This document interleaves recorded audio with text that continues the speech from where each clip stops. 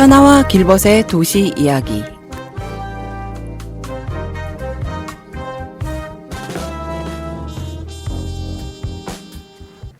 여러분 안녕하세요. 오늘도 활기찬 하루를 함께할 현아와 길벗의 도시 이야기 시간입니다. 각 도시가 품고 있는 특별한 이야기, 거리마다 스며든 독특한 문화와 사람들의 숨결, 그리고 그곳에서만 느낄 수 있는 매력을 따라가 봅니다. 오늘의 여정은 바로 포틀랜드. 이곳 맛의 색깔과 향기를 느끼며 숨겨진 보물 같은 이야기를 찾아 떠나볼까요? 미국 북서부의 숨은 보석, 독특한 매력이 넘치는 도시 포틀랜드를 소개합니다. 키 포틀랜드 위어드라는 슬로건 아래 이곳은 전 세계 힙스터들의 성지로 불리며 자유로운 예술혼과 혁신적인 아이디어가 넘쳐나는 도시인데요. 천혜의 자연과 조화를 이루는 친환경 문화, 트렌드를 선도하는 수제 맥주 블루어리, 그리고 곳곳에서 만날 수 있는 창의적인 푸드트럭까지. 포틀랜드는 단순히 도시가 아닌 하나의 라이프 스타일로 다가옵니다. 지금 더 그 독특한 감각과 열정이 가득한 포틀랜드의 매력을 함께 느껴보세요. 위에 적힌 문장은 독특한 개성이 넘치는 도시로 알려진 포틀랜드를 어떻게 소개할 수 있을까요? 라고 AI에게 도움을 구해서 나온 멘트를 그대로 옮겨본 겁니다. AI가 자신있게 소개하는 포틀랜드 이야기는 현아와 길벗의 도시 이야기 12월 2일 방송 지금 시작하겠습니다. 첫 번째 음악은 바람의 노래 울랄라 세션 버전이 함께합니다. 살면서 듣게 될까 언젠가는 바람의 노래를 세월 가면 그때는 알게 될까 꽃이 지는 이유를 나를 떠난 사람들과 만나게 될 또 다른 사람들 스쳐가는 인연과 그리움은 어느 곳으로 가는가 나의 작은 지혜로는 알 수가 없네 내가 아는 건 살아가는 방법뿐이야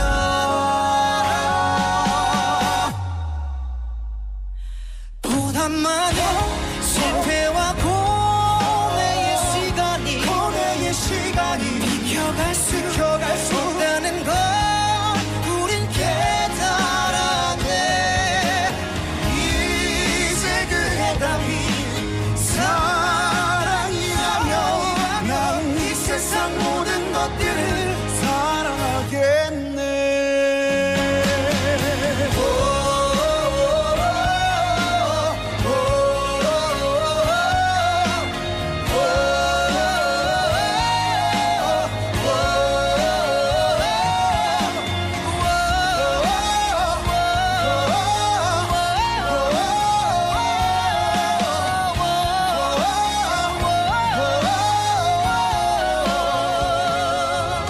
내 작은 지혜로는 알 수가 없네 내가 아는 건 살아가는 방법뿐이야 보다 많은 실패와 고뇌의 시간이 현아의 문화 읽기. 오늘의 문화 소식은 저번 주에 이어서 제가 기획한 프로젝트를 안내해 드릴까 싶습니다. 부안군 효동마을과 완주군 두억마을에 두 마을 간의 문화교류 행사를 준비했는데요. 행사 제목은 335 문화마실 경산안내 경산앗서입니다. 이번 행사에서는 이 마을 공동체 간의 활발한 문화교류를 통해서 지역 문화를 확산하고 새로운 가능성을 열어가는 자리입니다. 또한 주민 참여형 문화교류 모델을 발굴해서 지속 가능한 마을 공동체를 활성화하기 위해서 실험적인 무대이기도 하는데요.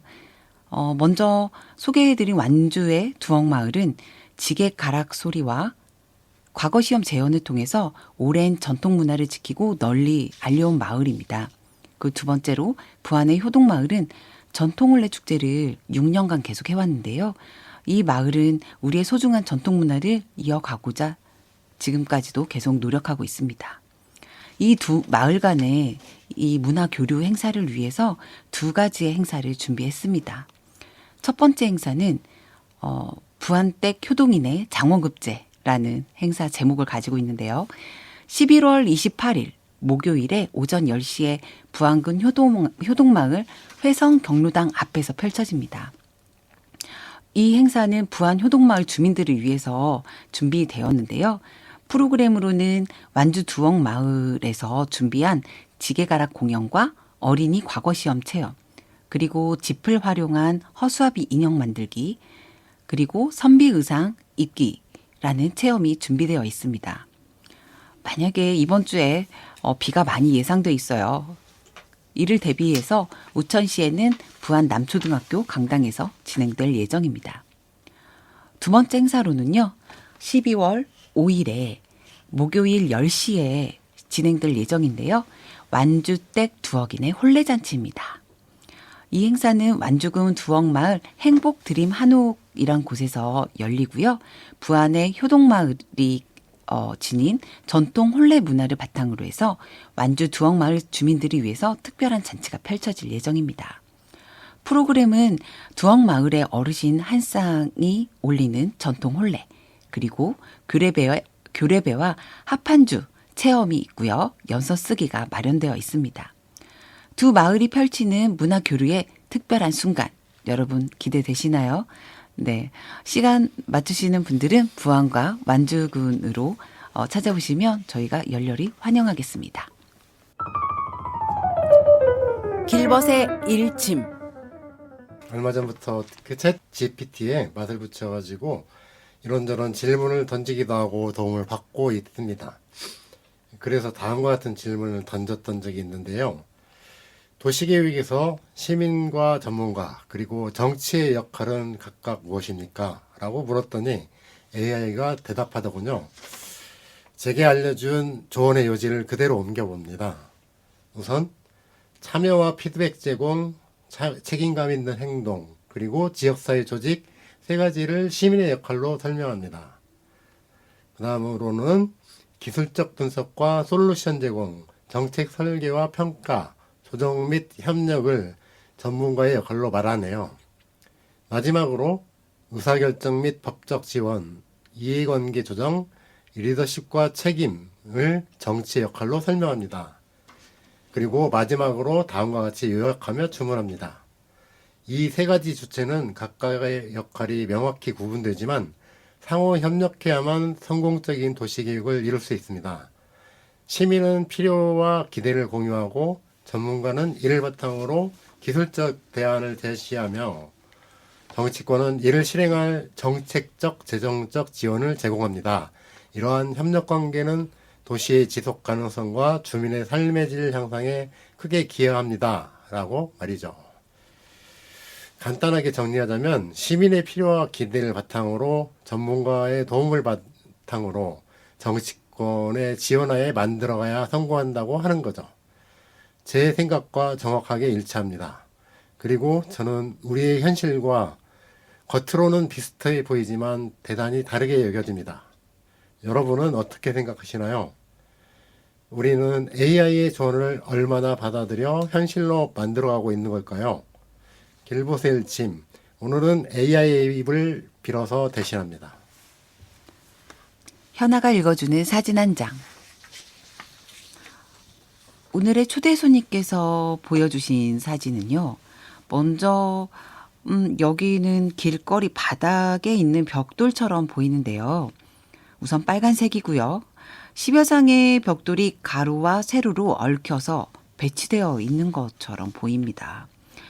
그리고 부츠가 벽돌 위에 2개 찍혀 있어요. 벽돌들에는 이름과 날짜처럼 보이는 글자들이 써 있군요. 왼쪽 오른쪽 위에를 보니까 제이와 테레사가 2017년 8월 12일에 새겨 넣은 걸까요? 네.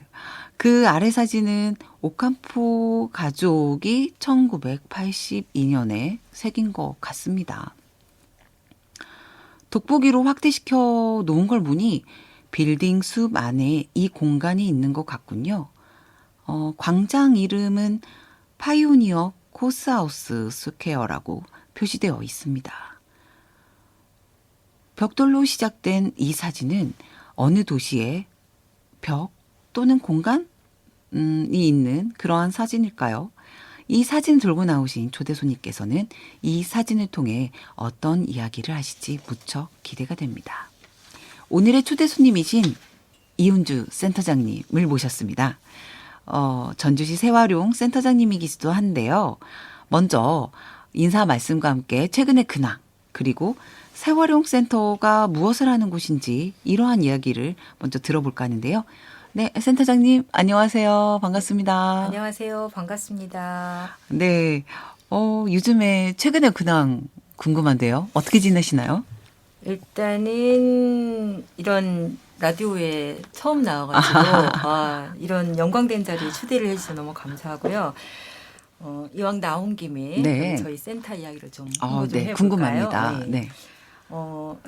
그러니까 세활용 센터가 어디 있는가 잘 모르시는 분도 계실 것 같은데 네, 그럴 것 같아요. 여기는 전주시청 맞은편, 네. 기린대로를 네. 중심해서 맞은편에 총 4층짜리 건물로 되어 있습니다. 아마 아시는 분은 아시겠지만 그 장소는 선미촌이라고 저희가 불렀고 성매매 업소들이 굉장히 많았던 공간이죠. 근데 여성 인권 단체하고 굉장히 오랫동안 이 성매매 업소를 폐쇄하기 노력을 많이 했잖아요. 네. 그래서 행정하고 어떻게 잘 협력이 돼서 노력의 결실로 결국은 선미촌이 폐쇄가 됐는데 당시에 그 선미촌을 없애기 위해서 전주시가 선미촌 곳곳에 매입을 했어요. 지점을. 네. 그중에 저희 공간도 매입했던 공간인데요.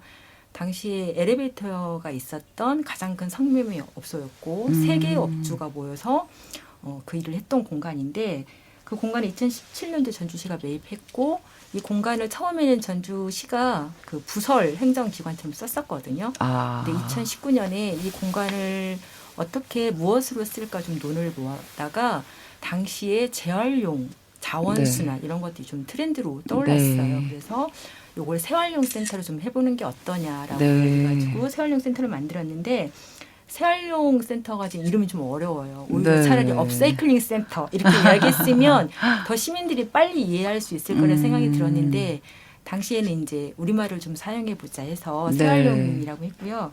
아마 업사이클링 하면 대다수 시민분들이 좀 많이 들으셨을 거예요. 그렇죠. 요즘은 쓰레기 문제 뭐 심각하고 기후위기 심각하다는 건 모든 시민들이 다 알고 있을 것 같은데 올여름이 가장 어쩌면 시원한 여름이 될 수도 있다는 말도 실제 그렇죠. 하거든요. 환경 관련돼서 활동하시는 분들은 네. 끔찍한 이야기이긴 한데 근데 재활용 시민들이 그 쓰레기 분리배출을 하잖아요. 네. 그러면 사실은 재활용이 많이 되는 줄 아는데 재활용률이 그렇게 높지는 않아요. 그렇죠. 그래서 이제 업사이클링이 자원 순환을 하는데 재활용되지 않는 여러 가지 버려지는 쓰레기에 어떤 아이디어라든지 아니면 그 R&D를 접목시켜서 새로운 상품으로 탄생을 시키는 거예요. 그러면 쓰레기로 버려지지 않고 이 사회에 조금 더 남아있게 되는 거죠. 네. 그런 것들이 필요하다. 그래서 쓰레기에도 우리가 다시 보면 이게 자원이 되고 새로운 제품으로 될 수 있다라는 것들을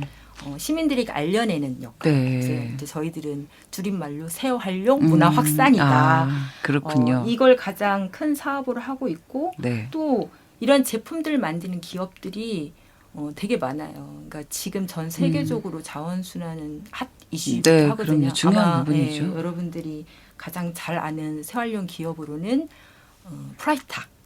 네, 가방 방수포 방수포 하나로 가방을 만들어서 거의 뭐 40, 50의 고가를 자랑하는 프라이탁 네. 가방을 좀 알 수 있을 텐데 새활용 산업도 굉장히 확대되고 있거든요. 그래서 네.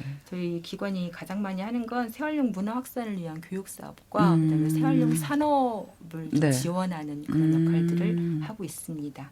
네, 저희 센터 홍보를 너무 길게 하면 안 되니까 이 정도에서 마치고 저는 그래서 어떻게 하면 시민들에게 자원순환에서 꼭 필요한 그 쓰레기를 덜 버리게 할 수 있을까 그리고 어떤 것을 소재로 업사이클링을 할 수 있을까 이런 고민을 좀 많이 하고 지내고 있습니다. 그러니까 재활용이라고 하는 문화 확산에 대해서 이제 사람들도 관심을 갖고 있는 사람은 굉장히 많은 것 같은데 네. 가령 앞서 말씀하신 것처럼 재활용을 열심히 함에도 불구하고 그게 재활용되지 않는다. 이러한 얘기가 이제는 많이들 알고 계세요. 네. 거기에 대해서 실망한 사람들이 정말 많은 것 같거든요. 그래서 좀 다른 대안들이 사실은 더 필요하다. 이제 분리수거로 사람들이 그동안에 나는 그래도 조금 무엇인가를 열심히 노력했어. 라는 것들이 있는데, 그게 제대로 재활용되지 않는다는 것이 사람들에게는 굉장히 큰 충격이었을 것 같거든요. 그래서 앞으로는 더 하실 일이 많지 않을까라는 생각이 맞아요. 듭니다. 할 일도 많은데 가장 이제 기본은 저희가 아무리 재활용 업사이클링 뭐 재활용 네. 이야기 한더라도 가장 중요한 거는 사실 소비를 줄이는 거예요. 아, 그렇죠. 안 사용하는 네. 거죠. 생산을 더 네, 이상 하지 않도록. 정말 필요한 맞아요. 것만 사고 네, 네. 나에게 사용되지 않는 것이 네. 버릴 때가 안 됐다면 다른 네. 사람과 나누는 것. 그렇죠. 아마 이번 부산의 플라스틱 협약도 네. 근본적인 그 합의를 하려고 했던 거는 플라스틱 자체 생산을 감축하는 게 어. 목표였던 것처럼 네. 전반적으로 그렇죠. 너무 풍요롭다를 보다 못하면 넘치는 사회니까 그런 부분에 대해서 그렇죠. 먼저 네. 뭔가를 고쳐 쓰는 것보다 새로 사는 게 또 더 쌀 때도 있고 좀 이러한 부분이 맞습니다. 네, 여러 가지가 복합적으로 네, 구조적인 얽혀 문제도 있는 것 있으니까. 같아요. 네, 맞습니다. 네. 우선 저희 사진 이야기를 조금 하고 네네. 싶은데요. 이 포틀랜드는 언제 갔다 오신 거예요? 아, 제가 이번에 이제 그 방송을 하기 위해서 찾아봤는데 너무 오래됐더라고요. 그래요? 벌써 2018년도 와. 10월에 갔다 왔습니다. 그러셨군요. 시애틀하고 포틀랜드를 좀 갔다 왔고요. 아, 6명이 갔던 것 같아요. 아, 그래요? 그래서 그 6분이서 이제 가셨던 목적은 혹시 좀 이런 관련된 거를 도시에 어떤 부분을 보고 싶으셔서 가셨을까요? 이제 당시에 제가 전북 지속가능 발전 협의회 근무하고 있을 네. 때인데 이제 전북 지속협 네. 저희하고 전주 지속협 그다음에 이제 공동체 사업 담당자 네. 생태교통 이런 분들이 네. 갔다 왔는데 약간 결이 다르긴 했어요. 그러니까 네. 저는 사실은 생태교통보다는 네. 생태교통이 가능하게 했던 시민참여 조직에 좀 관심이 많았고 조직의 구조나 네네. 그 활동 내용. 어떻게 도대체 이게 가능했을까 그쵸. 이런 게 좀 네. 관심이 많아서 그걸 좀 보고 싶었고 저랑 같이 갔던 사람들은 그것도 보고 싶어 했지만 사실은 정말 생태교통이 어떻게 되어 있는지 자전거 도로가 어떻게 되어 있는지 이런 것들이 되게 관심이 많아서 뭐 두 가지가 다 뗄래야 네. 뗄 수 없는 관계이긴 한데 약간 초점은 다르긴 하지만 그 두 부분을 보고 싶어서 저희가 이제 팀을 구성해서 무려 그러셨군요. 9박 10일 동안 아유. 다녔습니다. 네. 그런데 아마도 이 사진을 선택한 이유는 있을 것 같아요. 그렇죠. 네네. 어떤 이야기를 나누고 싶어서 선택하셨을까요? 이 사진은 포틀랜드에서 굉장히 핵심적인 공간 사진이에요. 그러니까 이 사진에 별명이 있는데 네. 그게 이제 포틀랜드 여기에는 원래는 그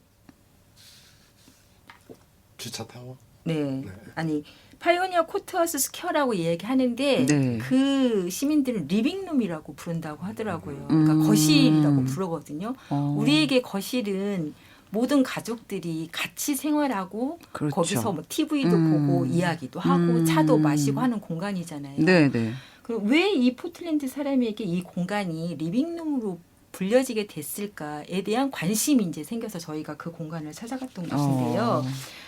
포틀랜드는 이 공간이 원래는 이제 학교도 사용도 했었고, 뭐 호텔로도 위치도 되어 있었고, 이렇게 했었는데, 이 공간이, 저희가 갔을 때는 그 의미가 좀 있었던 공간으로 이야기가 돼서 찾아갔었는데 네. 그 포인트가 뭐냐면 원래 이 앞에 되게 유명한 백화점이 하나 있거든요. 네, 네. 근데 이 백화점 주차장 건물이었어요. 이 공간이. 아. 이 공간이 다운타운가에 네. 그 한 가운데 있거든요. 음. 그래서 주차장으로 건물이 되어 있었는데 이 백화점이 2층짜리 주차장 건물을 허물고 11층짜리 주차 타워를 원래 신축할 계획이었거든요.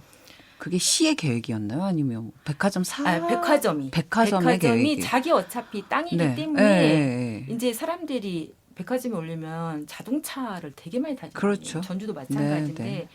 일단 자동차가 주차 공간이 잘 확보되어 있을 때 백화점의 이익이 올라가니까. 그렇죠. 그래서 이제 11층짜리 주차 타워를 원래 신축할 계획이었죠. 네네. 그런데 이제 이것들이 그래서 전주 같았으면 어땠을까 이제 그런 고민을 네. 이제 하는 거죠. 전주 같았으면 11층 백화점 앞에 11층짜리 주차 타워가 된다고 하면 그래 너희 땅이니까 그렇게 해라 이렇게 할 수도 있었을 텐데 이게 네. 결국은 금방 이야기했던 리빙룸이라고 하는 공간이 됐거든요. 그런데 그게 어떻게 된 거냐 이제 이게 관심이 있어서 네, 간 네. 거고 저희가 이제 알아봤을 때는 이게 시민들이 반대를 하는데 그냥 네. 반대만 한 게 아니고 자발적으로 기금을 모으기 시작한 거예요. 예를 들면 이 보도블록이 아까 이제 네, 이름들이 써 진행자분이 있고. 이야기하셨던 네. 보도블록 한 장에 100불씩이라고 두고 이 100불씩 기부금을 모으기 시작한 거예요. 네. 근데 이 기부금이 쏟아지기 시작했고 당시 부지 매입 대금에 해당하는 150만 달러가 모아진 거죠. 150만 달러라고 하면 뭐 그게 얼마 안 될 수 있다 생각할 수도 있는데 1억 당시에 돈으로 따지면 엄청난 거죠 당시에는. 그 시기가 지금 뭐 한 70년대. 70년대쯤. 70년대니까. 그러니까 이게 어마어마한 거고 이렇게 시민 어떻게 이게 가능할 수 있을까? 근데 이제 결국에는 이 150만 달러가 모아지니까 이제 이 연방 정부에도 호응을 한 거예요. 그래서 지금의 우리 5대5 매칭처럼 네. 150만 달러가 모아지니까 연방 정부가 150만 달러를 매칭해서 투자를 한 거죠. 그래서 결국은 시민들의 힘으로 주차 타워 대신 시민들의 리빙룸을 만든 그 사진의 역사인 거고. 그래서 지금도 이 광장은 국가 소유가 아니라 비영리 재단에서 운영하고 있거든요. 그러니까 이 광장으로 그러니까 거실이라고 하면 우리가 그동안은 어떤 갇혀진 공간 이런 것들을 많이 생각했는데 그 거실이 갖고 있는 역할을 만들어지는 네, 그렇죠. 광장. 광장으로 활용하는 것도 상당히 매력적인 공간으로 될 수 있는 그러한 의미가 들어가 있지 않나라는 생각이 들고요. 저희 포틀랜드는 상당히 길버님께서 많이 이야기하는 도시 중 하나예요. 네네. 그래서 먼저 이제 저희 길버님께서 이런 부분과 연결해서 지금 얘기하고 싶은 부분이 있을 것 같고 길버님 이야기를 들으면서 좀 센터장님도 함께 이야기를 좀 보태주시면 좋을 것 같습니다. 네, 제가 그 원정대에서는 주로 이제 파리와 유럽 그 네덜란드 도시들 얘기를 많이 했잖아요. 네. 근데 이제 네덜란드 같은 경우에는 상당히 오래전 얘기고 우리가 좀 거리가 먼 거고 그 포틀랜드 같은 경우에는 불과 얼마 안 됐어요. 이렇게 시작한 지가. 그래서 우리가 상당히 가까운 위치에 있다는 생각이 들고 또 하나는 아까 설명해 주신 그 광장과 함께 몇 가지 이 시기 그 중요한 사건들이 있었거든요. 맞아요. 근데 이제 그 중에 하나가 또 하나 지금 간단하게 소개를 하자면 주간 고속도로 그러니까 캘리포니아와 워싱턴주 뭐 이런 식으로 주를 연결하는 그 주간 고속도로를 확충하고 우회도로를 개설하는 그 당시 미국 그 국가 시책이 전역에서 진행이 되고 있었거든요. 근데 이쪽 그 포틀랜드가 속한 오리건주에서는 이거를 다르게 생각을 했어요. 그러니까 우리 도시를 지나가는 이 고속도로가 우리한테 필요한 것이긴 하지만 이 고속도로가 사실은 우리한테 더 그 중요한 문제는 아니다. 그 오히려 중요한 건 우리 도시 안에서의 그 대중교통을 좀 바꾸는 문제가 더 훨씬 중요하다라고 생각을 하면서 이걸 반대하는 운동이 시작이 됐거든요. 그 당시 이제 여러 다른 뉴욕이라든가 뭐 캘리포니아에서도 그런 움직임들이 있긴 했지만 이게 가장 그 좀 성공적인, 그러니까 반대만으로 된 게 아니고 아까 그 고속도로를 반대하고 그걸 대중교통으로 만들자 이런 흐름이 어떤 식으로 연결이 되냐면 그 우리가 이 돈을 연방 정부에서 그 고속도로를 지을 예산만큼의 그런 것들을 우리가 활용해서 할 수 있는 방법을 시민들로부터 아이디어를 모아서 연방 정부가 이야기하기 위한 그런 공모전을 하기도 하거든요. 근데 그 자체를 그 정부나 이런 걸 의지하지 않고 시민들이 그 기금을 만들어서 기금으로 공모전을 진행하고 그 진행이 됐던 거죠. 그래서 이제 방금 얘기했던 이 고속도로 반대 운동 또는 아까 말한 그 코타우스 스퀘어 같은 흐름들, 그리고 그 당시에 또 언급할 수 있는 중요한 그 주지사 톰 맥코리라고 하는 주지사가 좀 혁신적인 그 마인드, 환경을 그 중심에 두는 마인드로 여러 가지 좀 뒷받침을 했었어요. 도시계획 그 나아갈 방향을 좀 연결시켜 냈는데, 이런 흐름들이 연결되어지고 미국 사회 하면 그 대표적으로 자동차의 나라라고 하는데 일반적인 미국과 다른 모습의 도시가 펼쳐진 거죠. 그게 그 시작이 이 당시에였던 거고, 그래서 이제 은주 선생님께서 그 얘기를 해주실 것 같은데, 그런 것들이 이제 처음에는 우연하게 이렇게 각계 약진해서 시민들이 도시계획에 참여해서 목소리를 높이는 이런 형태로 됐잖아요. 그게 이제 그 독특하게 말씀해 주실 네이버우드에 관한 이야기인 것 같아요. 그 얘기를 좀 해주시면 좋을 것 같아요. 저는 네이버후드가 이게 이제 영어라서 해석하기가 좀 되게 어려운데 우리는 뭐 이웃 약간 그런 표현이 있잖아요. 근데 여기는 그 조직 이름이 어찌됐든 이제 네이버후드 어소시에이션인데 그거를 한국 여러 학자들은 다양한 언어로 이제 그 해석을 하더라고요. 예를 들면 마을 자치회, 주민 자치회, 뭐 주민 조직 이렇게 하는데 저는 이제 이름이 중요한 건 아니고 일단 저희가 이제 쉽게 한다고 하면 주민 조직이라고 저희는 생각하면 될 것 같아요.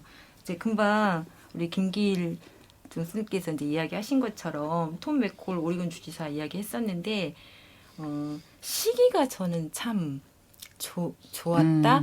그러니까 이게 주지사하고 당시에 포틀랜드 시장이 닐 골드 슈미츠라는 시장인데 당시 최연소로 33세의 시장으로 당선이 되거든요. 33세. 둘이 당도 달랐어요. 근데 어떻게 우연하게 정책을 참 잘 썼는데 이제 금방 이야기하신 것처럼 60년대 후반 70년대가 포틀랜드도 침체기였거든요. 다른 침체기가 아니고 이제 자동차 산업이라든지 여기가 산업구조가 좀 재편되는 시기였어요. 여기가 이제 조선소가 되게 많았던 지역이었거든요.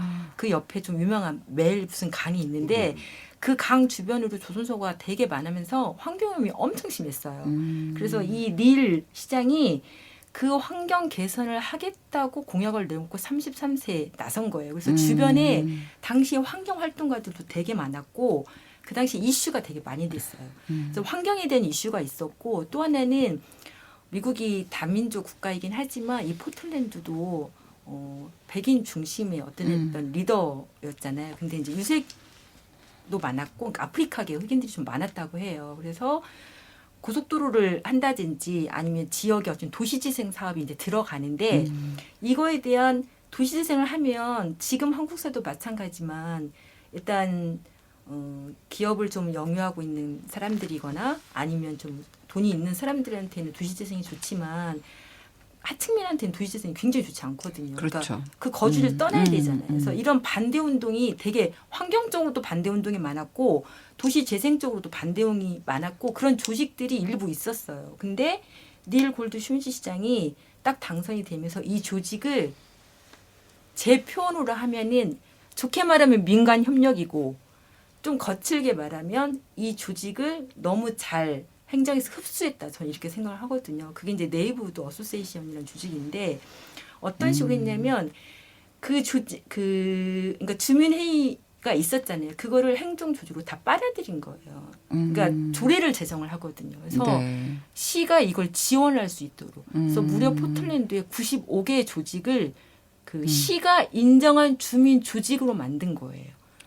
그리고 이 95개를 7개로 나눠요 또. 그래서 그 7 그러면 95개를 조그마한 동네하고 좀 큰 넓은 지역의 범위 뭐 이렇게. 네, 지역 단위로. 그러니까 저희는 그 동 이렇게 나누잖아요. 그거를 7개에 나누는데 13개, 14개 정도. 네, 그 정도 해야 하는데 중요한 거는 제가 그 당시에 그 담당자에 들었을 때 네. 아까 반대 활동했던 활동가들을 여기에 다 앉힌 거예요. 7개 기관에 수장으로 다 앉혔고 네. 그다음에 시에서 인증한 95개의 그 주민 조직도 가능하면 실제 그런 활동을 했던 활동가로 다 앉혔다고 그게 핵심이었다고 저는 그렇게 들었거든요. 그게 진짜 무시무시한 힘이 있지 않았을까 싶어요. 근데 이 하나의 주민 조직이 가장 큰 조직이 조직원이 몇 명인 줄 아세요?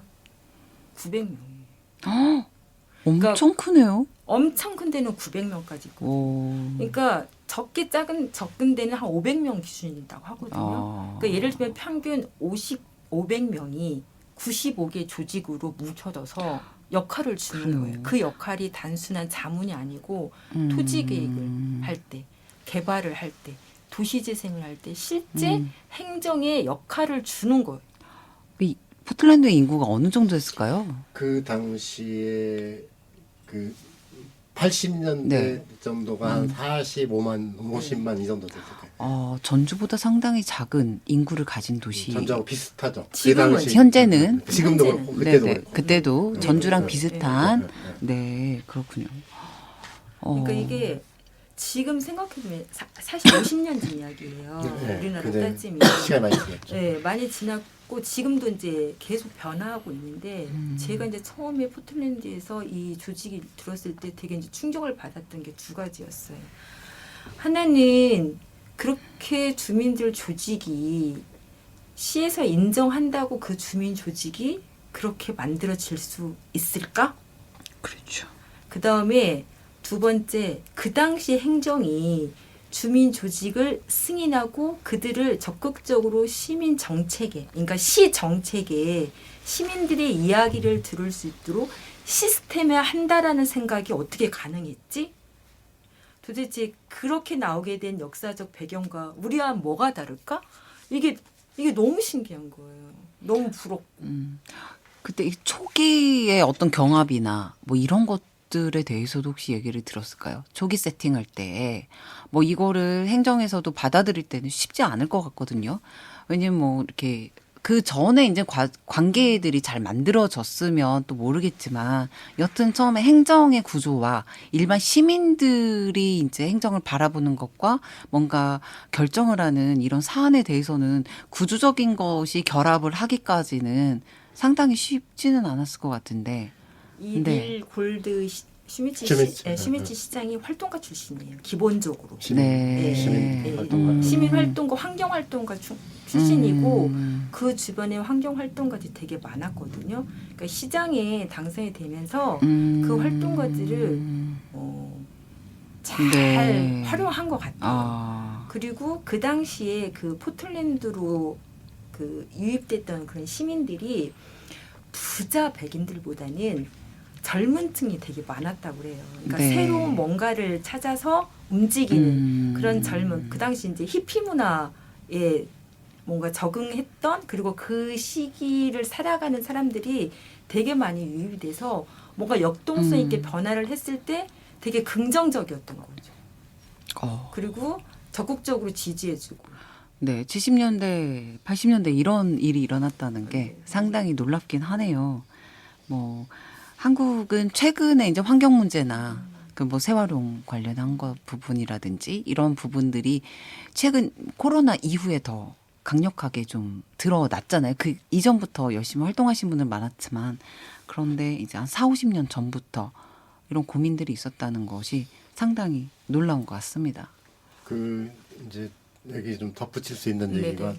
최근에 그 포틀랜드 지역 방송국에서의 그 뉴스를 제가 잠깐 본 적이 있는데 아까 말한 이 그 구체적으로 네이버 후드를 지칭하진 않았거든요. 네. 근데 이제 네이버 후드를 의미하는 것 같고 어떤 그 민간의 조직에 그 어떤 그 권한을 부여한 것들에 대한 그 시비가 있는 것 같아요. 조금 이런 것들이 계속 좀그 못마땅해 여기거나 하는 사람들이 있죠. 있었거든요. 정치적으로. 네네. 그러다 보니까 그 사람들한테 그런 권한을 부여하는 게 맞는가. 지금 여전히 오늘날도 이어지고 네. 있는 건데. 예. 네. 뭐 이를테면 아까 그렇죠. 고속도로 문제도 그렇고 왜 포틀랜드는 고속도로 없냐. 뭐 우리 또 그 다시 추진해야 되는 거 아니야. 이런 목소리 네. 나오듯이 그런 게 좀 네. 있었던 것 같거든요. 건강한 목소리 같아요. 네, 네. 한쪽으로만 그렇죠. 흘러갈 네, 수 네, 없는 네, 거니까.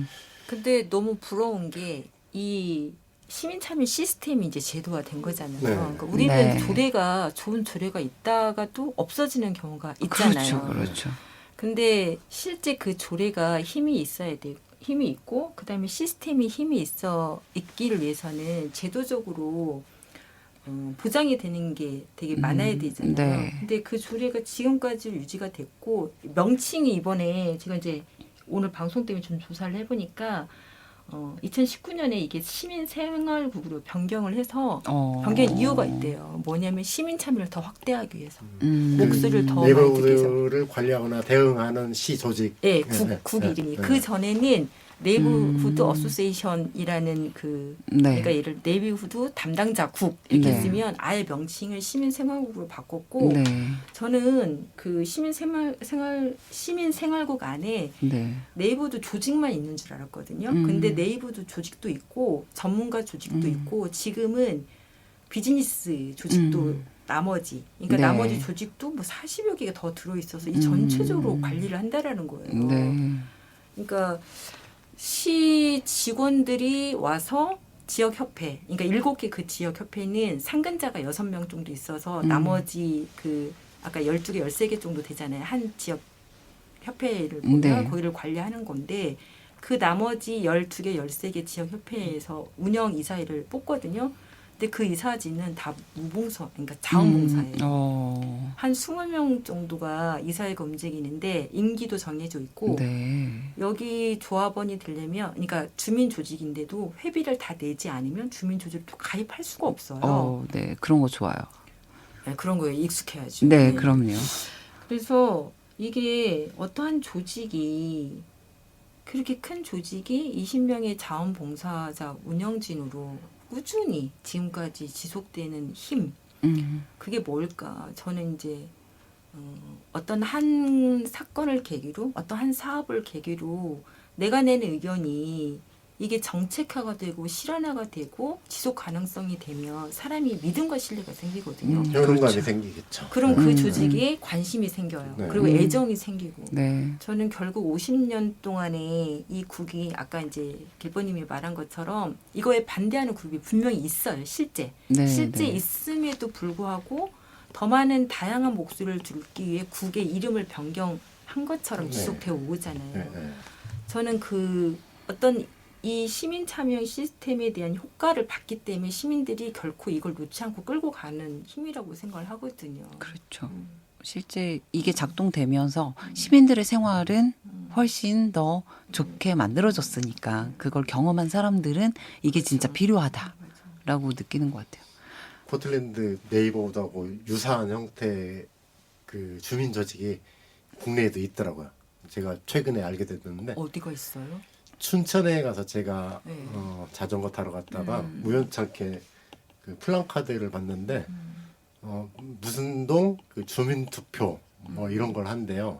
그래서 그 궁금해가지고 그 알만한 춘천한테 물어보니까 그게 춘천에서 좀 독특하게 그 되고 있대. 마을 단위로 주민들이 뭔가를 결정을 하기도 하고 또 모여서 회의를 거쳐서 어떤 걸 결정하기도 하고 이런 흐름이 좀 있다고 하더라고. 그래서 좀 그 최근에 여러 도시에 좀 소개되고 있다고 그 하던데 그게 있고 광주에도 좀 비슷한 무슨 동 마을에 뭐 이런 게 좀 있다고 하더라고요. 근데 이제 어떻게 되는지는 저도 잘 모르는데 한번 그런 얘기도 모시고 나중에 얘기를 나눠보면 좋을 것 같은 생각이 듭니다.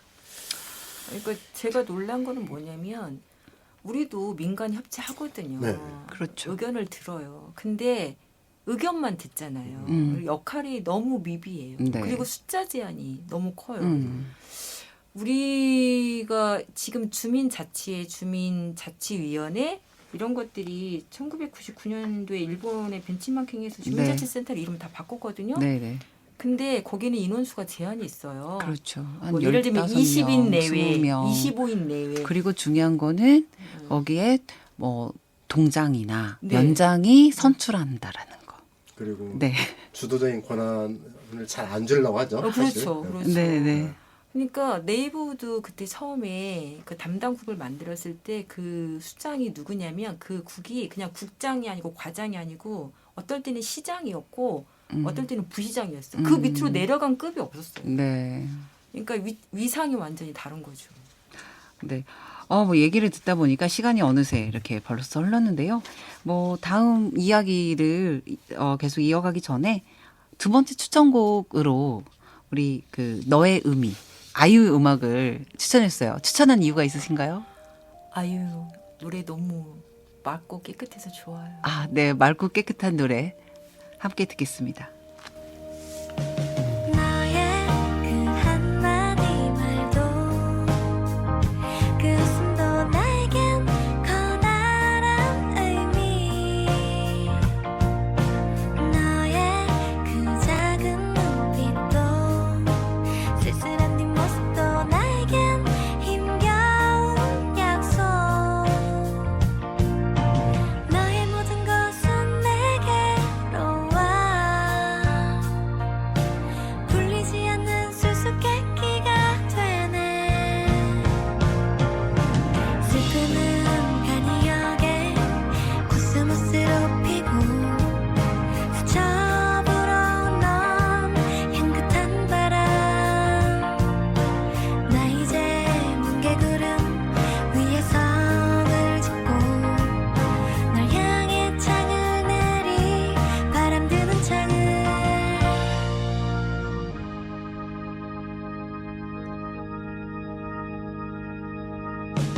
너의 그 한마디 말도 그 웃음도 나에겐 커다란 의미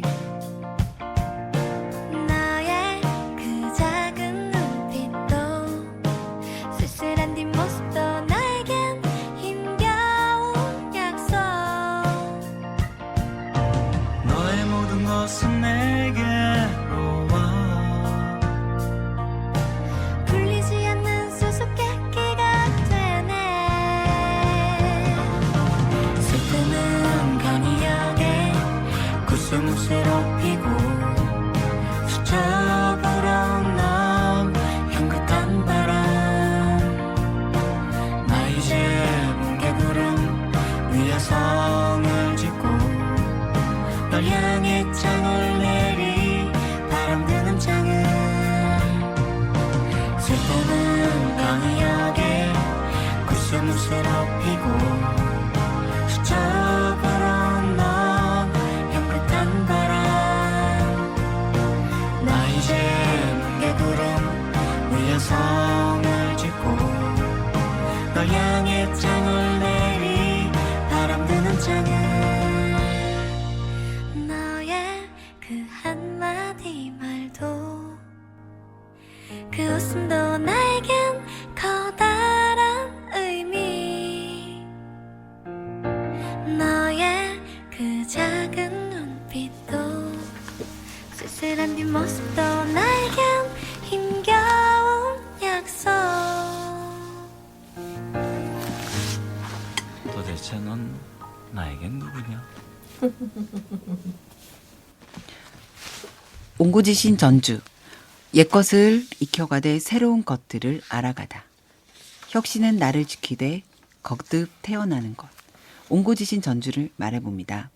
이 코너는 시절이 바뀌고 사람이 바뀌어도 이어가면 좋겠다고 생각하는 전주에 대한 것과 좀 달라지거나 바뀌어 나갔으면 좋겠다고 생각하는 것들을 말씀하시고 마무리하는 시간입니다. 앞서 저희 센터장님께서 여러 가지 포틀랜드에 관련한 흥미로운 변화의 과정과 역사적인 이야기를 말씀해 주셨는데요. 온고지신 코너에서도 이와 연결해서 계속 이야기를 나눌 수 있을 것 같아요. 포틀랜드 이야기를 빗대어서 이런 것에 대해서는 전주도 어쩌면 조금 가능하지 않을까? 또는 전주도 이런 거 잘하고 있는데 이런 것들은 계속 가도 되지 않을까? 이런 생각들을 좀 혹시 해보셨을까요?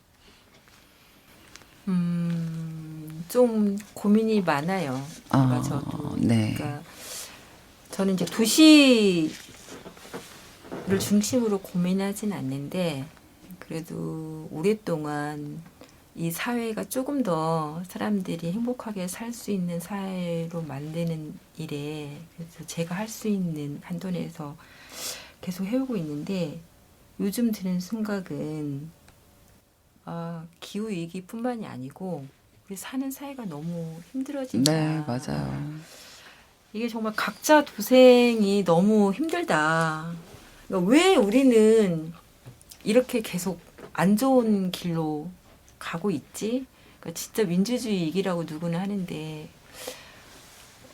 더 배부르게 잘 먹고 잘 살고 배부르게 됐고 등도 따숩게 됐고 수익도 올라가는데 왜 우리는 더 힘들다고 느낄까? 왜 우리 사회는 잘 안 바뀌는 것 같을까? 이런 생각을 진짜 많이 해요. 네.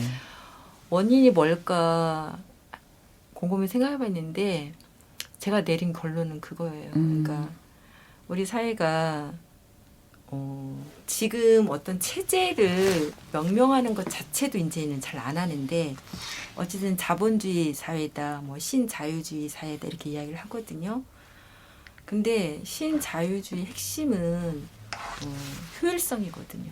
이게 효과적인가? 그러니까 효율이 있느냐? 이게 성과가 있느냐? 이제 좋은 말로 하면 성과, 네. 이익이 있느냐? 네, 양적 성과. 네. 그런 걸로만 평가하고 효과가 없거나 효율이 떨어지거나 하면 다 폐기 처분하거든요. 그렇죠. 근데 예전에는 그게 자본가들만 그런 줄 알았어요. 근데 이게 우리 삶 속에 너무 깊숙이 와 있는 거예요. 그래서 실제 사회운동을 하는 조직도 거기로부터 자유로워지지 않고 오히려 닮아간다는 생각을 제가 하는 거예요. 네. 그러니까 우리가 진짜 뭔가를 바뀌기 위해서 그런 일을 할 만한 시장을 뽑았다. 예를 들면 그래서 4년 안에 그게 바뀌어지지 않으면 실망하고 4년 안에 해결하길 바라는 거예요. 그래서 그냥 시민들의 목소리를 듣는 게 아니고 우리가 이제 정권을 잡았으니 4년 안에 뭐라도 해보자. 이렇게 가는 것 같아요. 그래서 4년이 끝나면 다시 이제 똑같아지는 거예요. 근데 그게 정치뿐만 아니라 일반 기업뿐만 아니라 우리 삶 속에 너무 깊이 들어와서 내가 지금 운영하고 있는 우리 조직도 그다음에 내가 기부금을 내고 있는 시민단체도 그렇게 변해가는 것 같다라는 거예요. 전 답이 없는 것 같아요. 그렇게 가면. 그렇죠. 그래서 다시 한번 초심으로 정말 돌아가야지 않는가. 그러니까 우리가 정말 하고자 하는 게 무엇인가. 이 도시는 포틀랜드가 너무 대표적인데 포틀랜드뿐만 아니라 우리가 지난한 역사를 보면 결국 대중이 우리에게 동의를 해주지 않으면 바뀌어지지 않거든요. 어떤 사람은 그게 60%다. 어떤 사람은 80%다. 어떤 사람은 90%라고 이야기하지만 어찌 됐든 간에 대중과 함께하지 않으면 갈 수가 없어요. 근데 대중과 함께하는 걸음은 되게 힘들거든요. 오래 걸리고. 우리가 조별과제 해봐서 알잖아요. 혼자 하는 게 더 편하다고 하는 것처럼. 심지어 4명이 하는 조별과제도 그렇게 힘든데 전주시 아니면 어떠한 정책, 예를 들면 지금 뭐 논의되는 BRT도 이제 이야기할 수 있는데 60만 중에 적어도 반절 이상의 시민의 의사를 듣고 동의를 얻는 사업이 어떻게 쉽겠어요. 어떻게 하루 이틀이 되겠어요. 내가 죽기 전에 안 될 수도 있죠. 근데 저는 하나만이라도 그렇게 해보면 아까 포틀랜드 시민이 효능감을 배웠다고 했잖아요. 저는 하나라도 뭔가 그렇게 해본 사람이 계속 생긴다면 하나가 되면 그 다음도 전 될 것 같거든요. 우리가 애들을 키울 때 실패를 통해서 뭔가 하나를 배우면 아니면 뭔가 경험을 하면 그 다음에 나간다고 하는 것처럼 우리도 경험이 아예 없었던 건 아닌데 그걸 자꾸 놓치는 것 같아요. 가장 중요한 기본은. 그래서 다시 한번 이야기하자면 다시 대중 속으로 대중의 지지를 받는 길이 힘들고 어려워도 이제 효율 그런 얘기 그만하고 갈 길을 가자. 이렇지 않으면 전 대안이 없다고 생각해요. 그 얘기를 이제 그 굉장히 동의를 하고 저는 이제 제 식으로 표현을 하자면 그러니까 우리가 지금 하고자 하는 이야기들은 다 말하자면 바꿔야 되는 거예요. 지금으로서는 안 되기 때문에 지속되기 위해서는 이를테면 대중교통으로 바뀌어야 한다든가 막 그런 이야기를 하잖아요. 근데 그 변화를 선택하는 데 있어서 우리의 가장 큰 문제는 뭔가를 너무 쉽게 하려고 해. 쉽게 바꾸려고 해. 그러니까 안 되는 거야. 굉장히 어려운 변화고 궁극적으로 사람들의 생각이 이대로 안 되겠구나 라고 동의가 되었을 때 길에서 차선을 그 버스한테 내주고 이런 선택을 할 건데 그러기 위해서는 굉장히 지난한 과정의 토론과 이게 필요한 건데 이걸 자꾸 생략을 하려고 하는 거죠. 이 훈련이 안 되기 때문에 자꾸 거기에서 하고 있는데 언젠가는 그걸 벗어나지 않으면 궁극적으로 변할 수 없다. 저는 그렇게 생각을 해요. 그러니까 이제 동전의 양면인 거죠. 대신 빨리빨리가 역동성이 있단 말이에요. 근데 우리 시민들은 그 지난한 과정을 통해서 얻은 성과보다 역동성을 통해서 얻은 효능감을 이미 맛봤어요. 그렇기 때문에 그게 더 힘든 것 같아요. 그러니까 그 역동성을 통해서 얻은 것들이 너무 많은 거예요. 우리 사회가 엄청나게 빨리 발전했잖아요. 지금 10년 전하고 지금하고 비교는 비교가 안 되거든요. 거기에 맛을 그 단맛을 정말 포기할 수 있을까? 그런 고민이 들어서 전 미래가 그렇게 밝게 보이지 않는 그런 개인적인 또 숙제도 가지고 있답니다. 저도 어렵다고 생각하고 어떨 때는 비관적인데 네. 그래도 가야 할 길은 거기에서밖에 네. 없다 이 생각을 하고 네. 방금 또 다른 이야기로는 이를테면 어떤 그 역동적인 상황 속에서의 돼 왔잖아요. 다 성공해 왔잖아.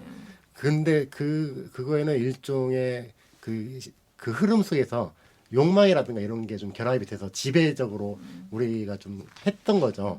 그 한계를 좀 깨닫고 예를 들면 이렇게 너무 우리가 그렇게 양적으로 성장해서 그 끝에 뭐가 있을지 모르잖아요. 오히려 그보다는 그 주어진 그 삶을 만족을 하며 그 안에서의 그 본질적인 것들을 가지고 가야 되는데 더 많은 돈, 더 빠른 성장 여기에 흔들려 버리고 지배 당하니까 아직 벗어나지 못하는데 언젠가는 좀 그걸 깨닫고 가야 하지 않을까 이 생각을 합니다.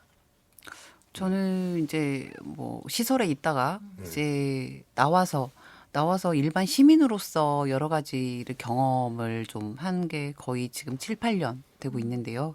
그랬을 때 전 그걸 느껴요. 행정이 굉장히 이 시스템이 빠르다. 그래서 일반 시민들의 라이프 스타일하고 많이 다르다라는 생각 많이 했어요. 그래서 좀 그런 게 갭 차이가 너무나 크고 그리고 행정과 무엇을 함께 했던 시민들은 빠르게 하죠. 빠르게 하는데 진짜 일반 시민들은 그들이 움직여지는 거는 1년이 아니잖아요. 우리는 1월에서 12월까지 정산을 다 마무리해야 되는 여기에 예산이 다 투여되기 때문에 그래서 제가 관료화가 너무나 강하게 되어 있다. 한국 사회가. 여기에 맞춰져 있는데 일반 사람들은 거기에 따라서 움직여지지 않거든요. 그랬을 때 이제 그러한 변화, 이제 구조에 대한 변화, 그리고 일반 시민의 흐름에 따라서 예산이 변경이 되고 행정 구조가 거기에 맞춰서 따로 이거는 설계가 될 필요가 있다라는 생각이 들고요. 그리고 저는 많은 경험들이 그래도 우리 사회에 실패하더라도 그게 잘 안 되고 거꾸로 가는 느낌이 많이 받더라도 어쨌든 뭐 긍정의 변화라고 생각합니다. 네, 그거를 느끼는 것 자체만으로도 그냥 실망하고 그냥 안 돼 더 이상은 뭐 이런 생각만 안 하면 가능하지 않을까. 네, 그런 생각이 들더라고요. 네. 그 도시 이야기가 이은주 선생님의 그 말씀에 좀 담아내는 공간이 되기를 응원하는 마무리 멘트 하고 좀 이제 시간을 정리해도 될 것 같은데 네. 응원 네, 오늘 어떠셨나요? 사실은 이제 각자의 영역에서 자기가 할 수 있는 성실하게 한다. 저는 이제 그게 모토예요. 그러니까 네. 사실은 상당히 많이 힘든 기간이 있었는데 미래를 자꾸 보니까 힘들더라고요. 그래서 저는 이제 인생의 모토를 바꿨거든요. 하루하루 성실하게 미래는 나도 모르겠다 이렇게 생각하는데 그래도 이 시민들과 함께 가야 된다는 기본적인 생각을 가진 사람들이 많이 모이면 미래가 더 나아질 거라는 생각이 드는데 끊임없이 이걸 고민하기에 옆에서 계속 이야기를 하니까 고민을 아니 할 수가 없네요. 이런 사람들이 더 많아지면 더 좋겠고 또 이 방송을 들은 사람들이 또 한 번쯤 그런 고민도 할 수 있는 시간이 생기면 더 좋을 것 같아서 이 도시 이야기가 나중에 어떻게 될지는 모르겠지만 매일매일 이렇게 성실하게 도시 이야기를 하게 된다면 누군가 계속 이 이야기를 듣는 사람이 또 생긴다면 우리 도시가 내가 볼 수는 없지만 그 어느 날 우리가 생각했던 그런 도시가 만들어지는 시민들이 많이 참여해서 만드는 그런 도시가 되지 않을까 하는 그런 희망을 또 가져보고 네. 하루하루 계속 성실하게 도시 이야기를 해주시길 기대하겠습니다. 네. 감사합니다. 좋은 말씀 감사합니다. 네. 방금 말씀하신 게 저희가 하고 있는 이런 도시 이야기 라디오 방송을 하는 제일 중요한 부분인 것 같아요. 이유죠. 예. 네. 오늘 이렇게 나와주셔서 감사드리고요. 네, 이제 마무리를 할까 싶습니다. 포틀랜드에 가게 되면 도시 곳곳에 포틀랜드 어워드라고 이러한 문구가 상당히 많이 발견된다고 하네요. 공공 건물에도 적혀 있다고 하니 어쩌면 이 도시의 비공식적인 캐치프레이즈라고 여기질만 하겠죠. 포틀랜드의 독특함을 지키자라고 번역할 수도 있을까요? 저는 우리 이대로 살 테니 냅둬 라고 들리기도 하는데요.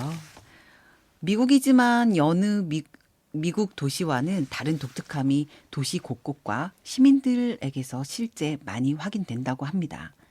이런 도시의 풍토는 여러 방면에서 파급된다고 하네요. 많은 로컬 브랜드가 만들어져서 유수의 대규모 브랜드가 고전하는 그러한 도시라고 합니다. 그런 풍토가 나이키를 만들었을까요? 나이키는 이 도시 출신의 육상 선수였던 몇 명의 창업자가 이 도시에서 직접 운동화를 만들기 시작한 배경이 되었고 오늘날 나이키의 본사가 여전히 이 도시에 자리하고 있습니다. 어쩌면 위기를 기회로 만든 대표적인 도시, 독자적인 정체성을 자신들의 삶에 담아 내려 애쓴 기질까지 여러 측면에서 주목받고 있는 도시이기도 합니다. 그런 포틀랜드를 애정하며 응원하는 마음으로 비틀즈의 Let It Be 틀어드리면서 마무리하겠습니다.